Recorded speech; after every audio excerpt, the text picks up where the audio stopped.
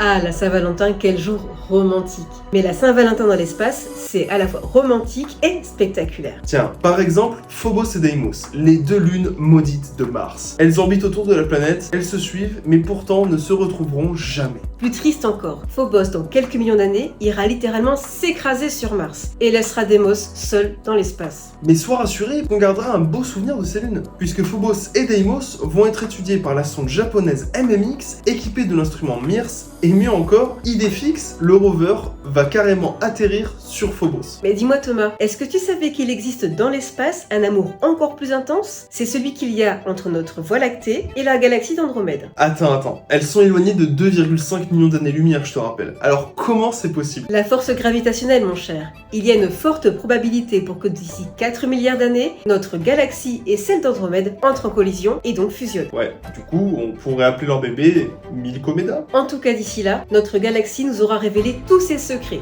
Et ce grâce à Gaïa, ce satellite qui a collecté des dizaines de milliards de données et qui sont traitées chez nous au CNES. Et on parle de fusion, mais tu sais qu'il y a carrément eu un mariage dans l'espace avec des alliances ou plutôt des anneaux. Un événement aussi romantique dans l'espace. Et ouais, une théorie voudrait que les anneaux de Saturne soient nés de la collision ou de l'amour explosif de deux de ces lunes. C'est beau comme histoire, mais n'en dis pas plus. Je vais de ce pas regarder les résultats produits par la sonde de Cassini-Huygens à ce sujet. Et même si vous n'êtes pas fan de cette journée, une chose est sûre, avec le CNES, le voyage dans l'espace vaut toujours le détour.